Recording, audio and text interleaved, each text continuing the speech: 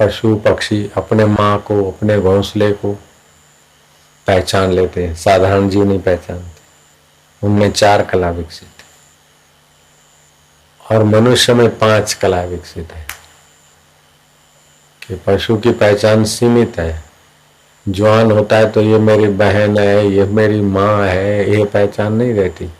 काम बेकार होता है तो अब पशु पशु में, लेकिन मनुष्य में दूर की पहचान है कि मेरा धर्म है, मेरी मर्यादा है, ये मेरी माँ है, ये मेरी बहन है, ये मेरा कर्तव्य है।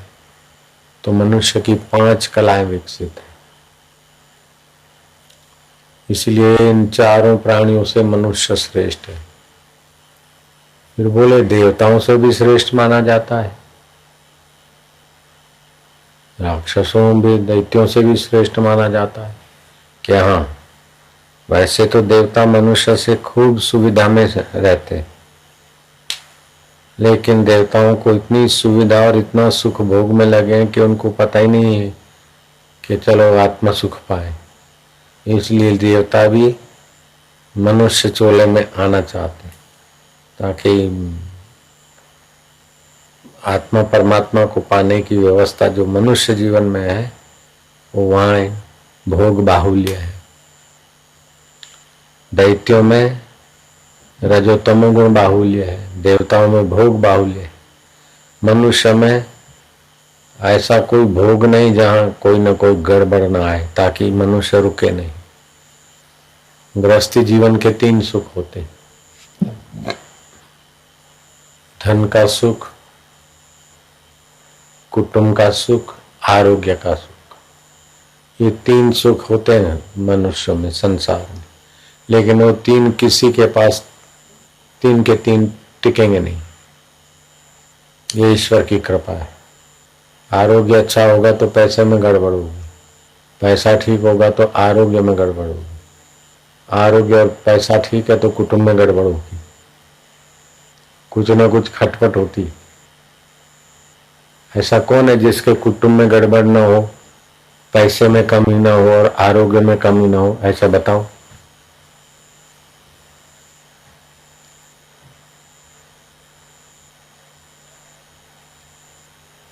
तो ये सिद्धांत जानने से मनुष्य को समता भी आएगी कि भाई होता है, और फिर सत्संग मिलता है, साधन मिलता है। और ऐसा कोई सुख नहीं जिसमें सुख में आसक्ति किया तो वो सुख दुख दे देता है। जो प्रेम परमात्मा से करना चाहिए वो प्रेम अगर दोस्त से किया तो दोस्त के तरफ से धोखा। जो भरोसा ईश्वर पे करना चाहिए वो बेटे पे किया तो बेटे से धोखा। जो भरोसा ईश्वर पे करना चाहिए पैसे पे किया तो पैसे में धोखा।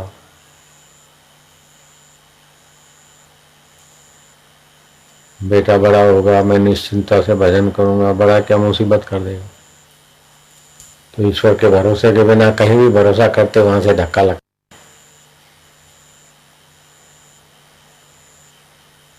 कबीरा ये जग आए के बहुत से कीने मीत, जिन दिल बांधा एक से वे सोए निश्चिंत। तो एक अद्वैत परमात्मा ही सत्य है, चित्त है, आनंद स्वरूप है। सत्य है कि सदा, चित्त है कि उसकी चेतना अंतःकरण में शरीर में दिखती है, और आनंद स्वरूप है कि उसी आनंद स्वरूप की झलक आती है अंतःकरण में। सुख मिलता रहता है जीवों को। तो जीवों को सुख मिलता रहता है तो संसारी विषय विकारों से मिलता है तो बेचारे उसी वासना में खपते।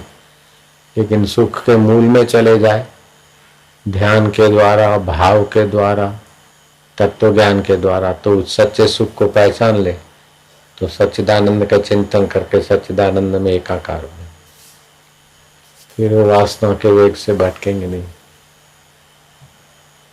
नहीं तो संसार में देखने के सुख का आया तो पतंगिया बनो, स्वाद की आसक्ति बढ़ गई तो फिर चटोरा जीव बनो, भटको। ये है गणित। पाउंड कमा लिया, समझो million of million, billion pound हो गया, what will be after then? 10 pound per hour नहीं, 10,000 पाउंड पर आवर मिल जाए तो क्या हो जाएगा? What will B? लंदन में पाउंड मिलते ना, तो 1 घंटे में 15 पाउंड नहीं मिले, 15,000 पाउंड, फिर क्या हो जाएगा? गाड़ी, मोटर, फैसिलिटी, बीमारी, ईगो और टेंशन, और अंत में छोड़कर मर जाना। तो दुनिया का कुछ भी मिल जाए तो भी दुख नहीं मिटेगा।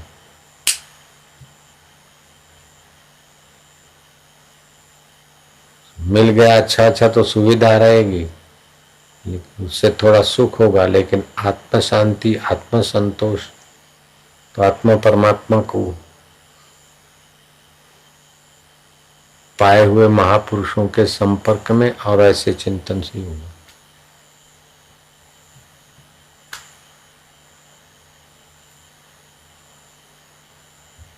इसीलिए आत्मचिंतन करें।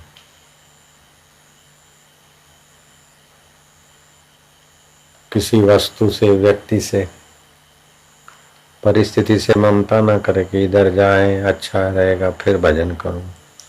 जहां है वहीं, देश काल वस्तु में सब सर्वत्र भगवान भरपूर है, क्योंकि सब वही बने बैठे हैं। प्रकृति, प्रकृति के 5 भूत, 5 भूतों से ये भौतिक, तो सब में वही हुआ। तो उसके भी 2 विभाग होते हैं। तो ये पंचभूतों के मिश्रण से ये शरीर बने, ये स्थूल पंचभूत है। दूसरे सूक्ष्म पंचभूत है, उसके सूक्ष्म शरीर बने। तो स्थूल शरीर, सूक्ष्म शरीर, कारण शरीर। तो कर्म होते हैं स्थूल शरीर में, स्वप्न और चिंतन होता है सूक्ष्म शरीर में, नींद आती है या समाधि लगती तो कारण शरीर। रात को नींद आ जाती है ना तो तमस होता है तो नींद आती है, और सत्व गुण हो तो समाधि लगे, ये कारण शरीर में होता है। तो स्थूल, सूक्ष्म, कारण, ये तीनों शरीरों की अवस्था को जानने वाला कोई से न्यारा है, वो शुद्ध चैतन्य में हो, वहां पहुंच जाए बस। इसमें युक्ति चाहिए, ज्ञान युक्ति, तत्व ज्ञान चाहिए। नहीं तो कारण शरीर में समाधि करो 60,000 वर्ष, फिर भी जो वासना लेके बैठा है वही वासना उठेगी। लाओ घोड़ा, दिलीप राजा से वो समाधि लगाए, बहुरूप पर बैठा, फिर जब जगा तो बोले लाओ घोड़ा। तो भगवत पद को पाए बिना, भगवत तत्व को जाने हुए महापुरुषों का अनुभव लेकर ऐसे चिंतन करे शास्त्र के आधार से, तब संन्यास देते न तो गौशाला में ले जाते, गायत्री जप करो, एक दिन उपवास कराते तो आम बाम सब शरीर का खिंच जाए। उपवास करेंगे तो इंद्रिया मन शांत रहेगा, दोष दूर होंगे। फिर संन्यास देते, मंत्र करते, नदी में डुबकियां लगवाते 108, गौशाला में जप करवाते, रात्रि को 3 बजे 4 बजे उठा। एक दिन उपवास, 2 दिन विधि, 3 दिन में संन्यास मिल गया। तो परिश्रम पड़ा और फिर बोले हाँ संन्यास। ऐसे बता दो जपो तो इतना कदर नहीं करेंगे। तो विधि से थोड़ा शुद्धि भी हो जाता है। चलो विधि लंबी, कोई लंबी विधि से मानो, कोई सीधी विधि से मानो। हमारे को गुरु जी ने लंबी विधि नहीं दिया, वो सीधा हो गया। कैसे भी मान लो, सीधी विधि से, लंबी विधि से, भगवत सत्ता को मान के उसमें जग जाओ बस। जो कल नहीं आए थे आज ही आए, हाथ ऊपर करो। रोज नए बंदे आते हैं। अब चेतन है कि जड़ है कि चेतन हुए? चेतन की सत्ता से जड़ हाथ उठेगा? है?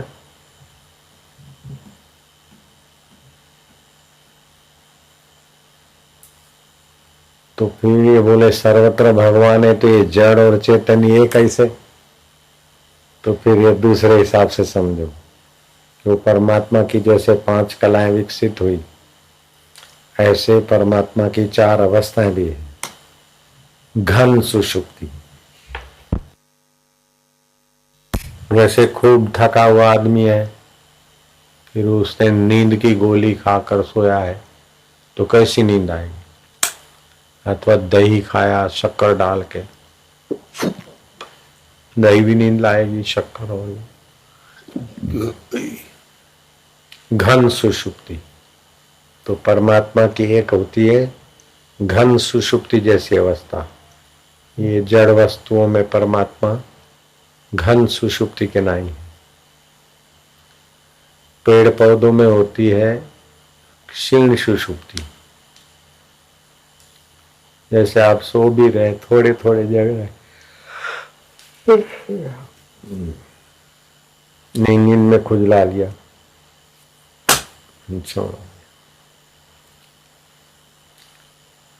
तो गहरी नींद भी नहीं है और जाग भी नहीं है, क्षीण सुषुप्ति। ये पेड़ पौधों में चेतना की क्षीण सुषुप्ति।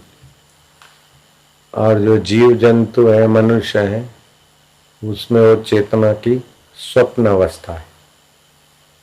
जैसे स्वप्न में सब सच्चा लगता है, ऐसे ये सब सच्चा लगता है। और जिसने सत्संग सुना, ठीक से ज्ञान पा लिया, वहां चेतन की जागृत अवस्था हो जाती, वो आत्म साक्षात्कारी पुरुष हो जाता। तो घन अवस्था, क्षीण, घन सुषुप्ति, क्षीण सुषुप्ति, स्वप्न अवस्था और जागृत।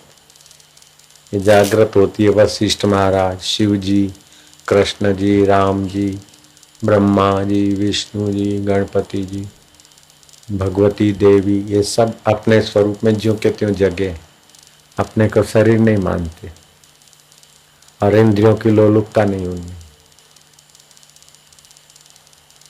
अपने स्वभाव में पूर्ण जगे। इसलिए उनके संकल्प में भी बाल।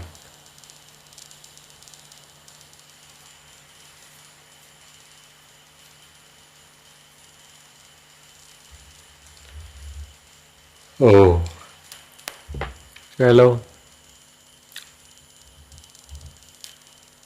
मिल गया ना एकांत का फल। कितना ऊंची बात समझ रहे हैं।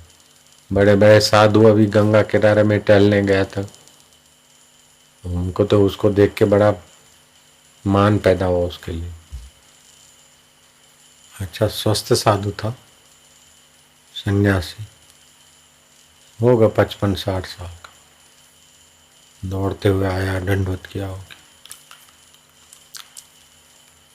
मैं समझ गया इसका जप चल रहा है। तो दिखावटी नहीं थी, स्वाभाविक था। वो रोते रोते बोला कि मैं तो और कुछ जानता नहीं, खाली जप करता हूँ, बस क्या करूँ। जप सोम सोम का जप का ऐसी आदत बन गई थी। जब वो सोहम के अर्थ में थोड़ा शांत होना, जप रहे तो प्राण जप रहा है ना, इसके अर्थ में शांत होना है। लेकिन वो उसके आदत पड़ गई थी तो वही चरित कर ही रहा था।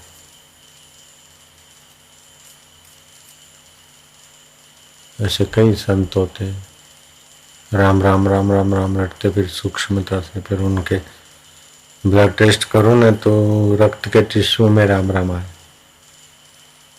लेकिन उसमें कोई होते खाली रटने वाले, कोई होते राम तत्व समझ के चुप साधन में पहुंचने वाले। राम सुखदास जी का ब्लड टेस्ट किया तो उनमें भी टिश्यू में, रक्त के टिश्यू में राम राम। कोई ओम ओम जपते तो उनके रक्त के टिश्यू में से ओम ओम। कोई माइयाँ अपने सत्संग में आती और हरिओम हरिओम खूब जपती है तो फिर उनकी रोटी में ओम प्रकट हो जाता है। कभी रात को उठते बैठते ओम ओम निकलने लगता। बहुत अच्छा है, ऊंचा है।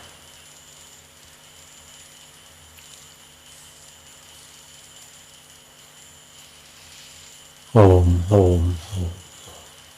राम तीर्थ कभी ऐसे सोते सोते ओम का आवाज निकलता उनके शरीर से। तो सरदार पूर्ण सिंह घबराया कि प्रहाओ तेन कुछ हो गया ही, कुछ होया। क्या हुआ? बोले आपके शरीर से आवाज आता है श्वास उश्वास से ओम ओम ओम। तो उस समय तो प्रोफेसर थे कैम्ब्रिक कॉलेज लाहौर के, AA में थे गणित। सब छोड़ छाड़ के हिमालय गए थे, ध्यान प्राणायाम करते रहो ओम ओम ओम जप के परमात्मा। तो फिर वो निकलने लगा, तो नींद में सोए थे और ओम ओम ओम निकलने लगे शरीर से। तो सरदार पूरन सिंह घबराया, वो जगा दिया उनको। बोले तुमको कुछ हो गया? बोले क्या हुआ? बोले तुम्हारे शरीर से ओम ओम निकलता। तो तीर्थराम खूब नाचे कि अब हम तीर्थराम प्रोफेसर नहीं रहे, अब तो हम राम तीर्थ हो गए।